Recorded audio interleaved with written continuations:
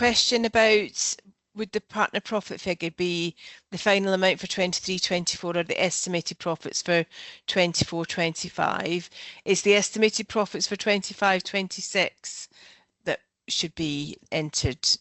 Again, that's usually, when it comes to profit figures, it's usually the accountant that provides that, but that's obviously up to yourselves in terms of how you arrange the accounting for the practice.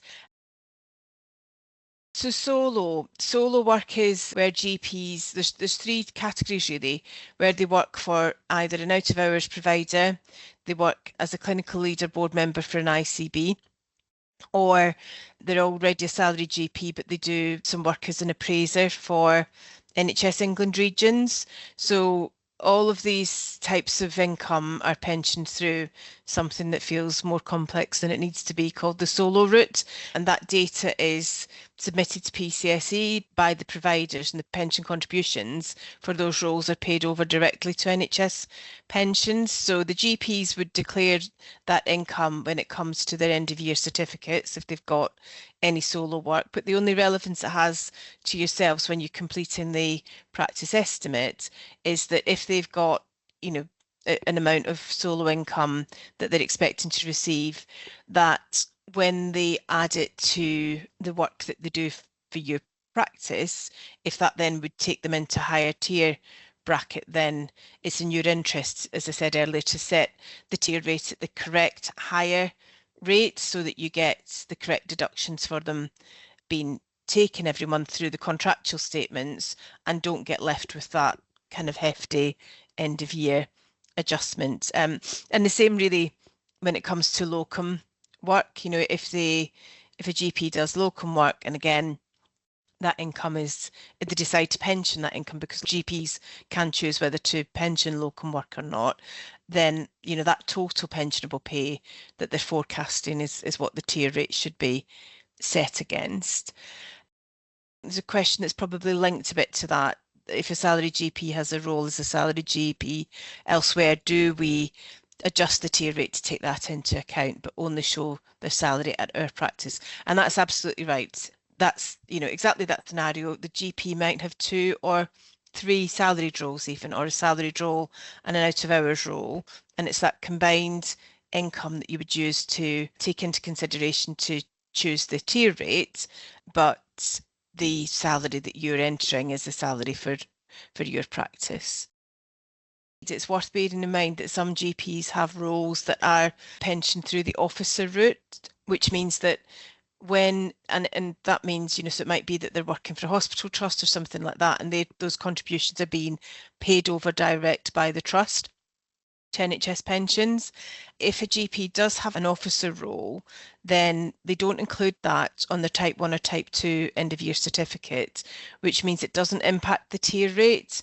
So if a GP says they have additional roles, it's just worth checking that it's not an officer role, because if it is, you actually wouldn't include that in the, you know, the calculation of what tier rate should I be using here. So it's just worth mentioning that. I think there's a question about if the salary's changed, if it's changed through the salary change form, does this automatically update on the estimate? So if you then were to go and submit another revised estimate in the future, you would see that the change that you had submitted to the salary would appear on there. So yes, you would be able to see that. But there is, when you're in the salary change section button, there's a salary change listing as well. So again, just like we said with the estimates, when you've submitted something and going back to the listing screen, just to check that the figures that you've thought you'd keyed are the figures that you'd keyed, because, you know, it is very easy obviously to make a mistake. And then there's a question about maternity leave. So their estimated income should be the full estimated income, because that's the tier rate. That's what's used to calculate the tier rate, even although they only pay employee contributions when it comes to it on the actual earnings. Is there a way to see what the practice is submitted the year before? So when you go to that listing screen, so back in practice estimates, and if you go to the practice estimate listing button, then you should be able to select the financial year and see previous estimates. Sometimes it looks like there's multiple estimates, and that's where, you know, another GP's been added, or, you know, something different. So it doesn't mean that every single GP has been updated, every single revised estimate. It could just be getting revised for one person, but it creates a new line on the listing screen. Got Sarah saying she's got a salary GP coming back from maternity leave in May 25. I assume I use her estimated total earnings for the whole year. Yes, that's correct.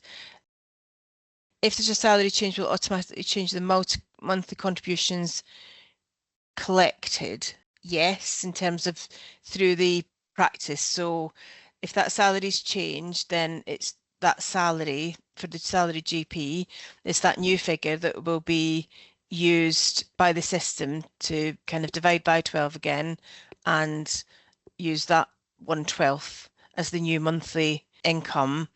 That's to calculate the employee contributions by multiplying by the tier rate, and then the employer contributions.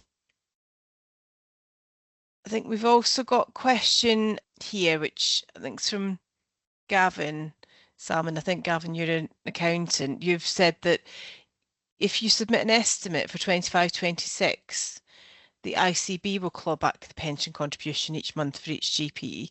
We also pay for their pension via payroll each month, so it's a double whammy. So the bottom line is you shouldn't be paying over to NHS pensions via payroll, if that's what you mean.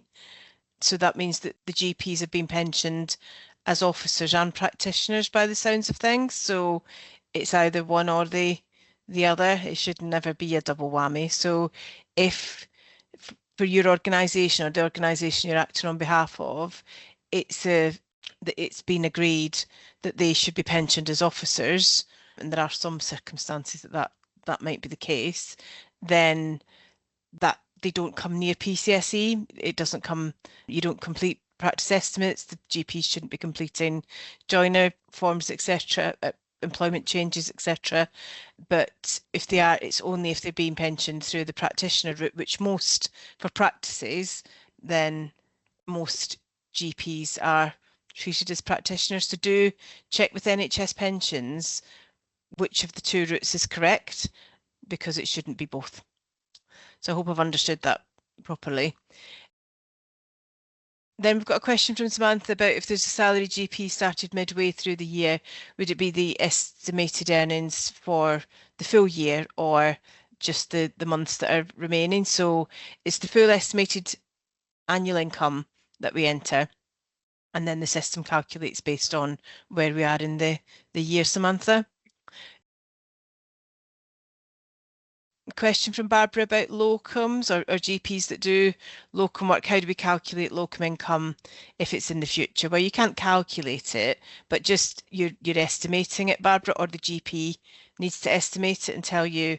If one of the GPs who works for you also does some locum work, then they need to be taken into account for the tier rates. Then they need to tell you, I think I'm going to earn around about 15 or 20,000 or 3,000 or whatever it is, and then you can see how that impacts the tier rate when you add it onto the other income that they're expecting to receive. So I hope that helps. We do have a question, Katrina. I think two questions are kind of linked. So somebody's asking, what do you do if a salaried GP becomes a partner? So obviously it does start with the GP. They will need to log the change through PCSE online. Now, obviously there will be a leaver form and joiner form that's needed as well, Katrina. Is it the practice that have to do the leaver first, and then once the employment change is completed and approved, they can then complete the joiner for the partner position? Yeah. Is that They need to kind of be done simultaneously. So the lever for the GP sort of ending the salaried role needs to be done. Obviously, the practice can approve that immediately. So the GP goes into PCSE online, they go to their performer record section, and they complete an employment change to say that I'm stopping as the salaried GP at this practice. The practice will get that for approval, and they approve that. Then, but at the same time, there needs to be an employment change to say I'm starting as a partner at the practice.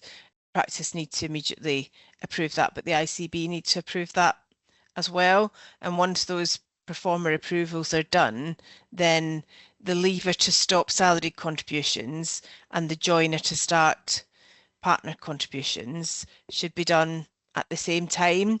Now, as Debbie mentioned earlier on, joiners and leavers can be backdated as far as the 1st of April in the previous pension year. So, and that becomes quite important when you get into the start of a new pension year, doesn't it? So, we'll be in April 25 before we know it. And you quite easily could be dealing with something that took place in the January. So the system allows you to put in the date of, let's just say 31st of December for the ending of the salaried role, and then the 1st of January for the start of the partner role. So I hope that makes sense. If you have a new salaried GP, do you fill out the joiner, or do you fill out the joiner form in NHS pensions where all the staff from the practice are on? So you absolutely don't fill it out on NHS pensions, Louise. You don't touch NHS pensions for your GPs in the practice. They come through the practitioner route. So when PCSE, when you've gone on to, well, let's take the start of the journey. So as we've just said, the GP has to start the journey. They have to submit the employment change to update their performer record on PCSE Online. So salary GP, then the person with the approval role will go in, approve that on PCSE Online, and then you can immediately do the pensions joiner on PCSE Online.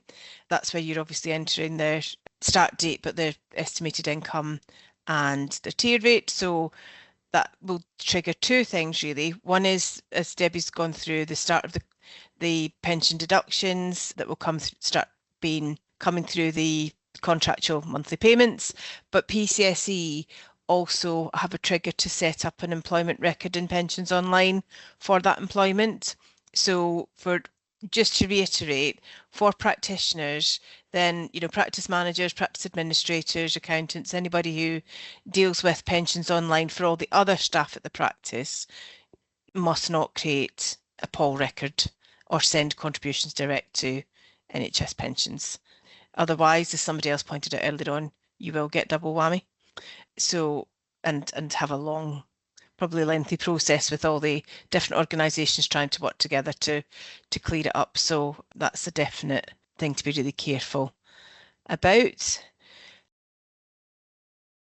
The only other probably scenario that hasn't come up yet that some of you might come across is a GP that opts out. I know Debbie mentioned about them, and the joiner form, but essentially if a GP is already in the pension scheme, you've had contributions being deducted for them, and then they decide to opt out, then their pension deductions will stop when that opt out has been submitted on PCSE Online. So, and you wouldn't see them on your future estimate form unless they opt back in again, which sometimes they do. Then we've got one for a joiner entry form. How long does it be able to take to add a new GP? Approved their request, but still not able to add them as a joiner. So if the request is approved on PCSE Online, if this is a GP who has just started at the practice, so they've done the performer update, so they've gone to their performer record, and this is the bit that you'll have approved because there's no approval on the pensions joiner. So you'll have approved that, you've submitted the pensions joiner, you're not able to submit the pensions joiner, sorry. I think this must take you back to the scenario that Debbie touched on where it's likely that we don't have their pension scheme membership number on record.